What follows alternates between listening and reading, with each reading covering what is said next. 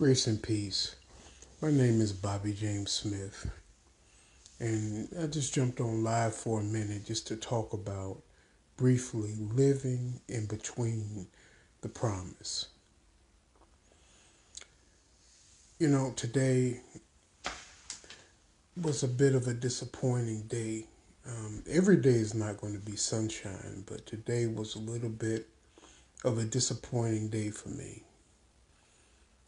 A stream of income that I was counting on um, fell through, that I had prepared for and had sown into, had fallen through at the last moment. And so that's no longer an option. And it really threw me for a loop. I mean, sometimes life does that. I mean, we're allowed to experience life and feel what we feel. And so I started to get down in the dumps about it, a little bit depressed about it. And then I thought about, well, what does this mean for me, Lord? On the one hand, I was counting on that stream of income to help me to move forward in the online ministry that He has called me to and is preparing to really accelerate and do some things that He promised me that He would do.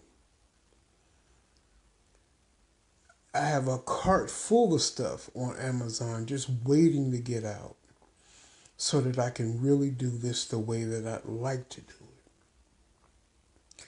And then on the other hand, I have a stack of bills that have to be paid. And so the question comes of what do you do while you're living in between the promise? And then I thought about Jacob in the 42nd chapter of Genesis, verses 1 and 2. They were in the middle of a 7-year famine that everybody was under.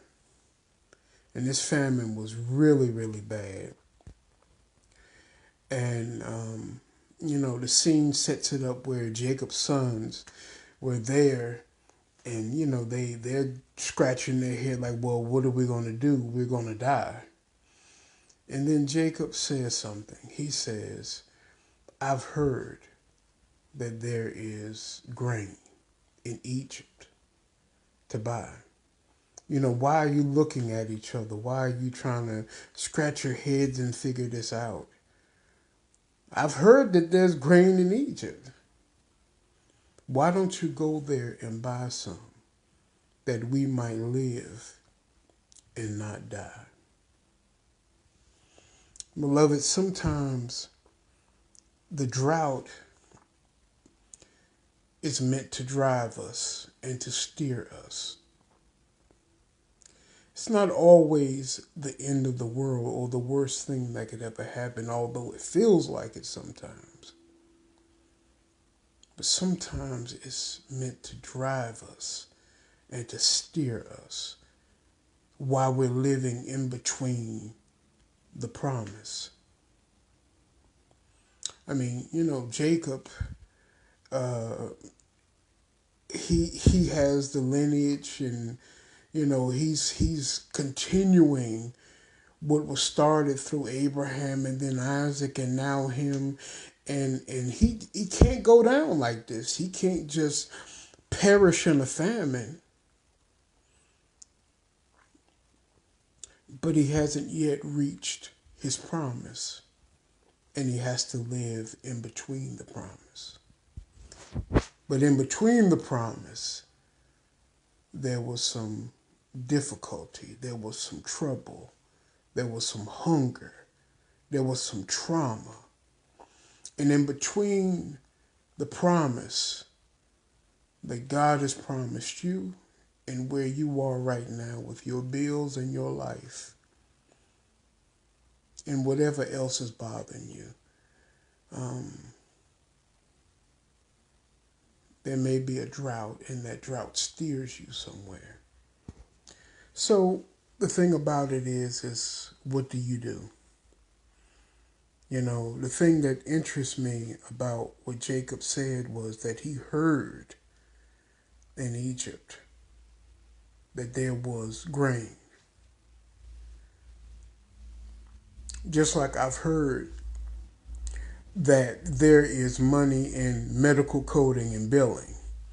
Just like I've heard that there's money in becoming a truck driver. Like I've heard there's money becoming an insurance producer. Like I've heard there's money going into financial services. I've heard these things.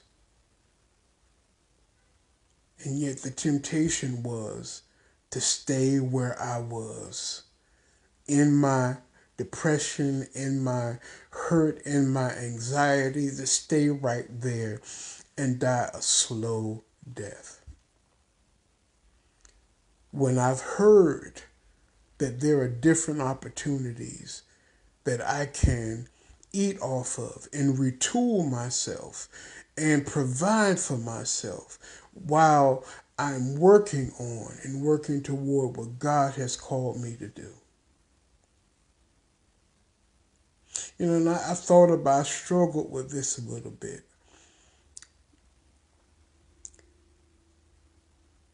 You know, sometimes God requires our assistance in our own deliverance. I'm going to say that again. Sometimes God requires our assistance in our own deliverance. Now, I do not want to suggest that it's all on us and we just got to go get it if we want it. No, I'm not saying that. Because if God wanted to provide for our needs outside of our own participation, He is more than able. And just a quick story. One time I was driving for Uber in Pittsburgh, and I took a family who was there visiting, trying to find a college for their daughter, to the airport. And I had a great need. I really needed some money, more than I could earn in one day in driving. And so I took them to the airport, and I'm just sharing and just talking, casual conversation, sharing my faith. And the father, it looks disinterested and looks out the window, and I'm thinking, well, maybe I'm offending him. And the wife says, don't worry about him. That's just him. You know, keep talking. We're interested. So I kept talking. When we got to the airport, and the mother and the daughter got out of the car, and I helped them with their bags, the father said, "Thank you. You have helped restored part of my faith. I left something for you on the seat." And I looked on the seat, and there were $300 bills. And it met my needs. So God provided. He can provide outside of us. And sometimes He wants to provide through us and with us. But the story is, God bless you, sir. But the story is why sit between two opinions and die a slow death of your bills, of your potential, when you've heard there are other opportunities. So, beloved, let's stretch. Maybe this is the right time to stretch, to retool, to re-envision yourself, to become that entrepreneur, to take that leap. God bless you, and thank you for listening. God bless you, Doc.